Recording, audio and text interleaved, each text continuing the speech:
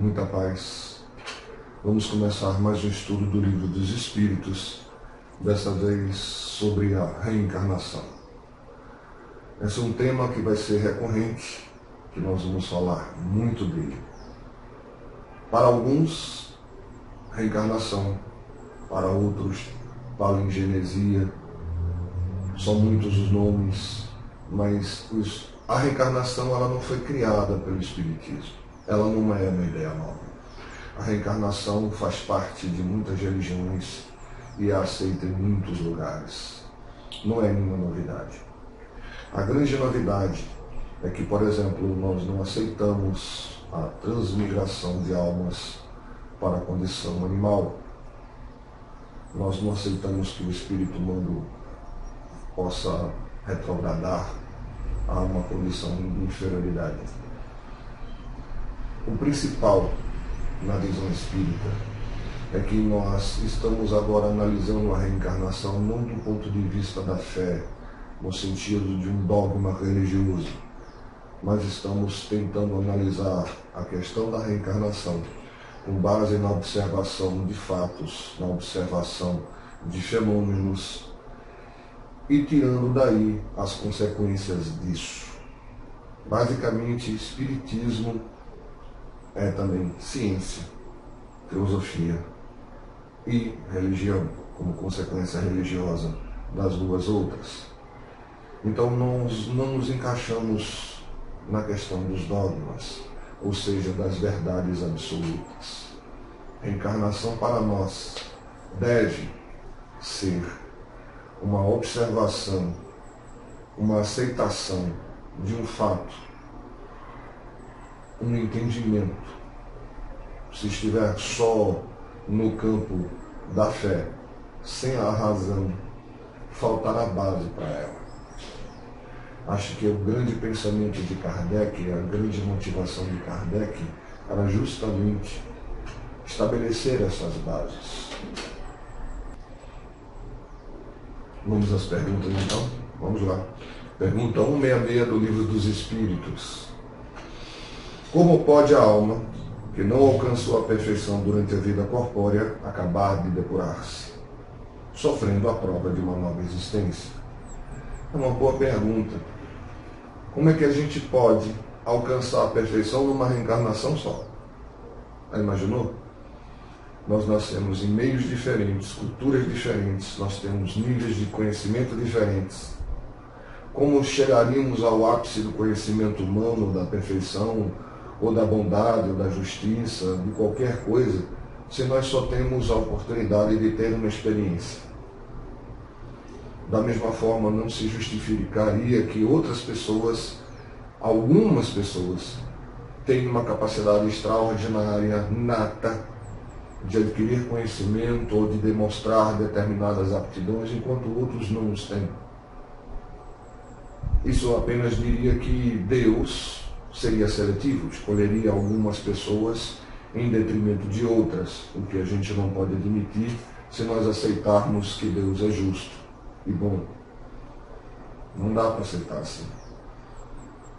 A explicação mais lógica que nós aceitamos seria que nós temos diversas oportunidades e à medida que vamos nos especializando, temos tendências a coisas que nós já realizamos, já conhecemos, e fica muito mais fácil da gente entrar em contato com aquilo e desenvolver, porque na verdade nós já fazemos isso há algum tempo. É por isso que para uma coisa nova nós sentimos dificuldade, e para uma coisa que nós já temos algum conhecimento que está lá no fundo guardado, parece que é muito mais fácil de aprender. Subpergunta da 166. Como realizar essa nova existência? Será pela sua transformação como espírito? Responde os espíritos. Depurando-se, a alma indubitavelmente, sem dúvidas, experimenta uma transformação. Para isso, necessário lhe é a prova de uma vida corporal. Outro ponto que a gente tem que levar em consideração, às vezes as pessoas perguntam, é normal, pode o espírito melhorar-se no campo espiritual, ou seja, no plano espiritual, sem estar no corpo físico? Pode. Ele pode se melhorar, ele pode estudar, ele pode aprender. Mas para poder avançar no seu processo evolutivo, ele precisa pôr esse conhecimento, esse estudo, essas observações no campo prático, passando por novas experiências, passando por antigas experiências, onde ele vai ver se realmente ele consegue vencer aqueles defeitos ou aqueles pontos que ainda estão prejudicando o seu caráter, o seu conhecimento, o seu progresso. O trabalho é grande e não paga. Outra subpergunta. A alma passa então por muitas existências corporais? Passa. Mas vamos à resposta. Sim, todos contamos muitas existências. Os que dizem o contrário pretendem manter-vos na ignorância em que eles próprios se encontram. Esse é o desejo deles. Não vamos dizer que existem... É pesado dizer que existem pessoas encarnadas que objetivam manter os outros na ignorância, mas a gente tem que admitir que existe. É muito mais fácil, se você mantiver a pessoa na ignorância, dominá-la, fazer com que ela haja segundo você gostaria, do que esclarecer e deixar que ela tenha a opção de escolha. A gente já viu isso na história da humanidade, né? Não comprou alguma coisa fantástica, um complô internacional, mas é um comportamento humano bem normal, onde alguns círculos que têm conhecimento não o usam diretamente porque sabem que vão perder status, condição social, vão perder a posição diante da cultura ou da sociedade, se admitirem que seu ponto de vista não está correto, já que eles o colocam como família. A gente vê muito isso. Pergunta C. Parece resultar desse princípio que a alma, depois de haver deixado o corpo, toma outro, ou então que reencarna em um novo corpo? É assim que deve entender? Evidentemente. Reencarnação é você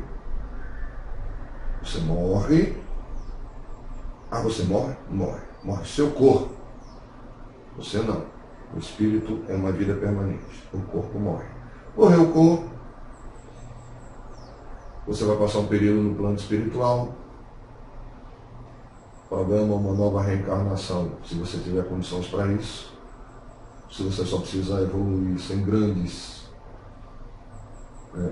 preparações, você simplesmente volta e reencarna e experimente e tem uma nova experiência.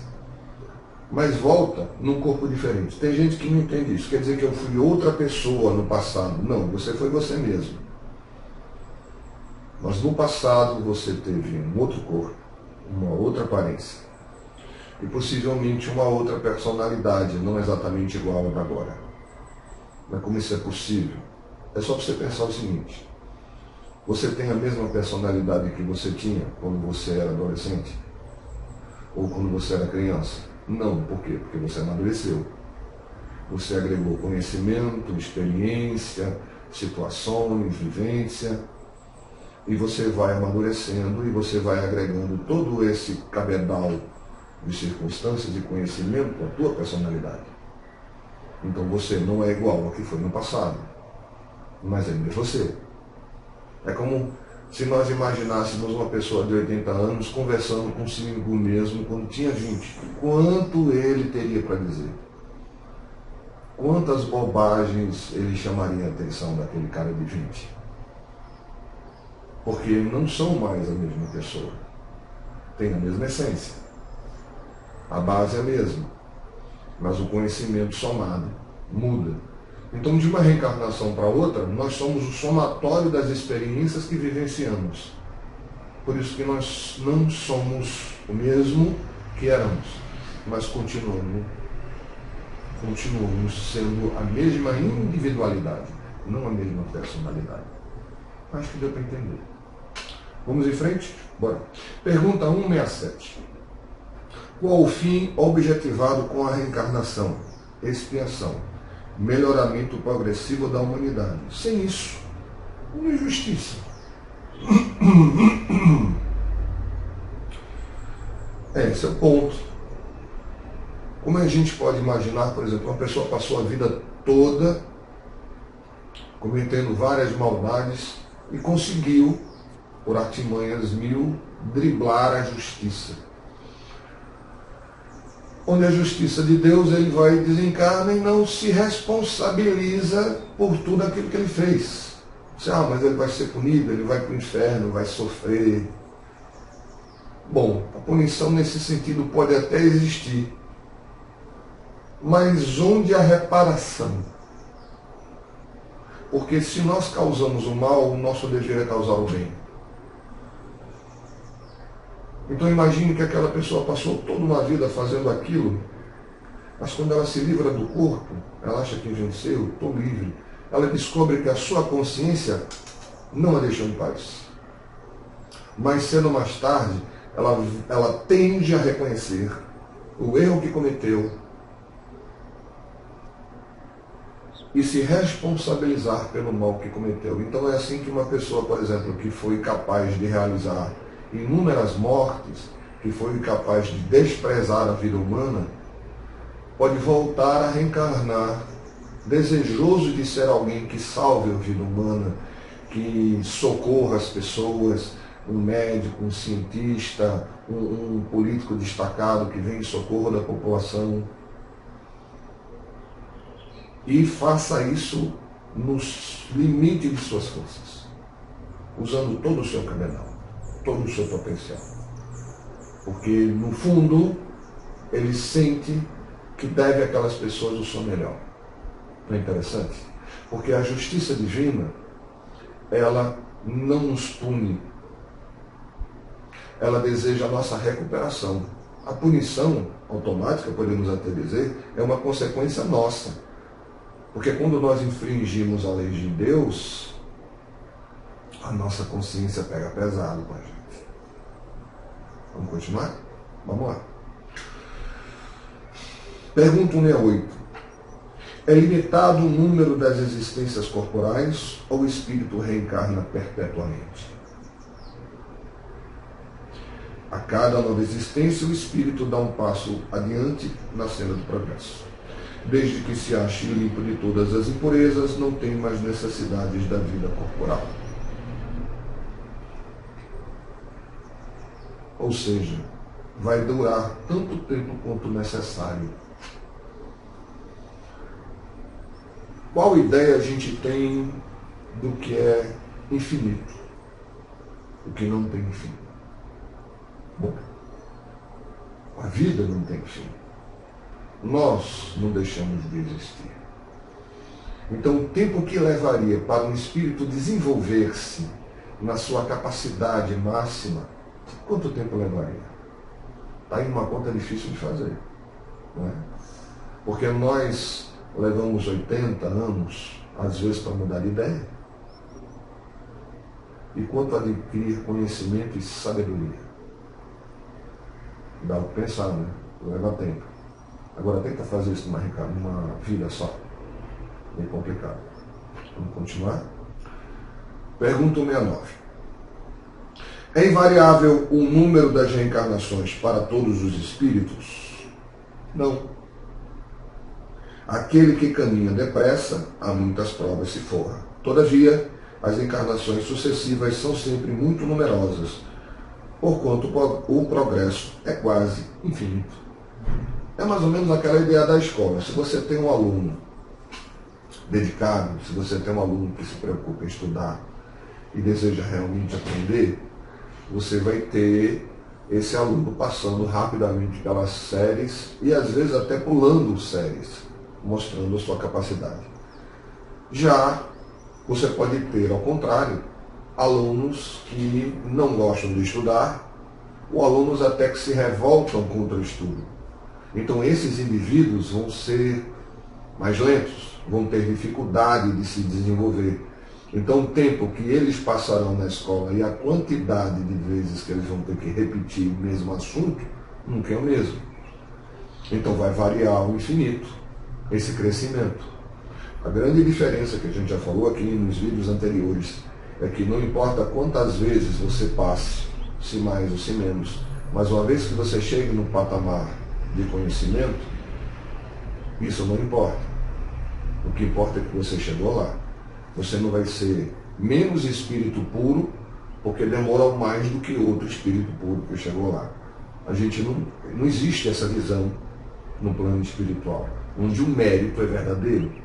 O mérito vem do esforço próprio, do crescimento e da capacidade, sem o orgulho ou a vaidade, que aí, na nossa condição ainda humana e terrícola, não ajuda muito. Pergunta 170.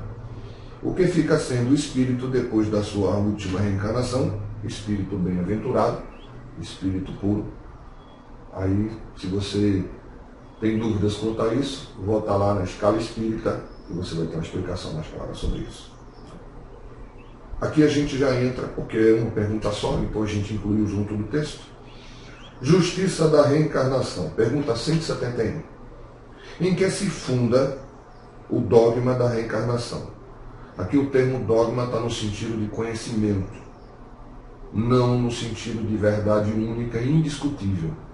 Porque se você parar para pensar, no Espiritismo não há verdade indiscutível. O que a gente mais discute é reencarnação, existência do espírito, vida após a morte. A gente está sempre questionando, se perguntando. Não é uma verdade absoluta. Se você vir trazendo uma argumentação contrária a isso, nós vamos ouvir e debater com você. A gente não vai simplesmente negar, não, isso não é assim, acabou. Não, não é assim, acabou, não. Você tem algo a dizer? Você acha que não é? Como é então? Como deveria ser? Nos fale. Estamos sempre testando a nós mesmos diante do conhecimento. Por quê? Porque nós somos falhos. Ninguém tem conhecimento absoluto de nada. O próprio Espiritismo é uma doutrina que progride. É um grande diferencial que ela tem. Ou seja, quanto mais estudamos, quanto mais nos aprofundamos, mais coisas são agregadas. Então a gente já não tem mais aquela visão inicial básica. A gente vai acrescentando. O que a gente não pode perder é a ideia geral que nos foi dada pela base. E o que a gente vem vendo durante tantos anos é que essa ideia ainda permanece firme. Mas o próprio Kardec nos advertiu que, se a ciência nos provar que nós estamos errados em determinado ponto, nós abandonamos o ponto e seguimos a ciência. Na justiça de Deus, a resposta. Na justiça de Deus e na revelação. Pois incessantemente repetimos, o bom Pai deixa sempre aberta a seus filhos uma porta para o arrependimento.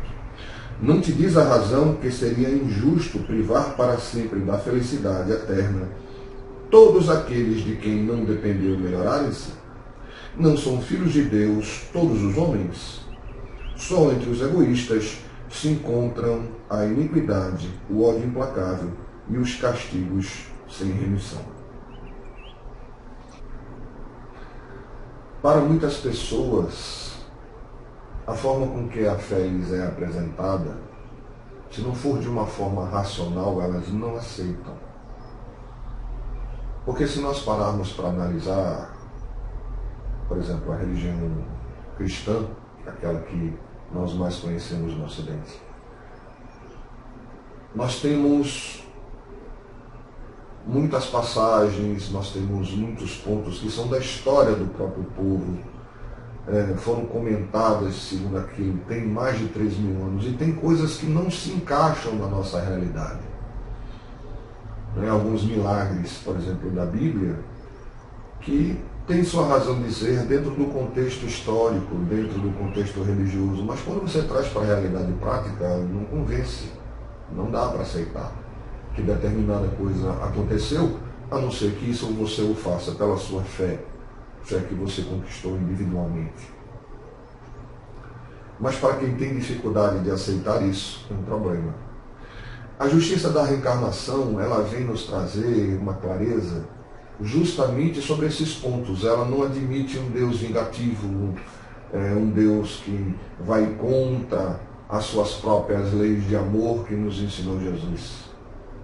Faz muito mais sentido ter sempre uma oportunidade de crescimento. Ninguém está perdido. Nenhuma ovelha ficará fora do abrigo.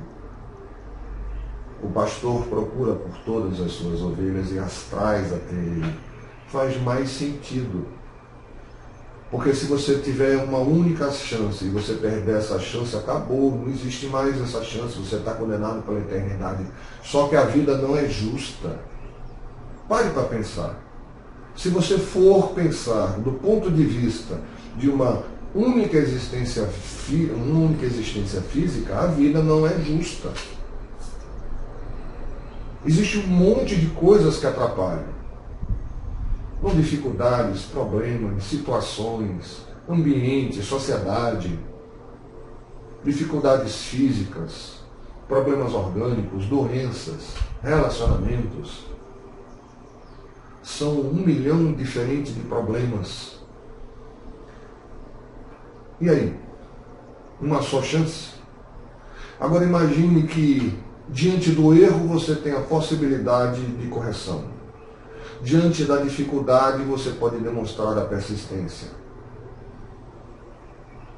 Se numa oportunidade você não pôde fazer tudo o que queria, numa outra circunstância talvez você possa. Numa outra oportunidade. Imagine você se dedicar a uma atividade, a um trabalho, durante uma vida toda e depois abandoná-lo e não poder dar continuidade a ele. Você pode voltar e continuar. A reencarnação é a prova mais forte da justiça de Deus em nossas vidas. Não importa quanto você se acha errado, não importa quantas dificuldades você enfrente, o momento que nós estamos vivendo é necessário ao nosso aprendizado. Talvez muitas das coisas ruins que nos aconteçam nada tenham a ver com a justiça divina. Tem a ver com o nosso comportamento, o nosso posicionamento como pessoas. Aprender a se conhecer, aprender a observar os fatos à nossa volta, buscar o equilíbrio na nossa existência, de maneira que a gente aproveite os nossos dias, é o caminho que a gente busca dentro da doutrina espírita. Não nos tornamos sábios, não somos melhores que ninguém, não sabemos mais que os outros, mas buscamos entender a vida, vivenciar os conhecimentos que nos são trazidos, principalmente, e tentar trazer à nossa existência o caminho mais seguro para viver bem, que é seguir o Evangelho de Jesus, seguir a sua moral e tentar traduzir em atos o nosso desejo de ser uma pessoa melhor. Espero que essa pequena explanação, esse pequeno resumo possa ajudar. Que Deus nos ilumine, que Deus nos ajude a continuar o nosso progresso evolutivo. Muito obrigado por assistir e que nós possamos nos ver outras vezes. Muita paz.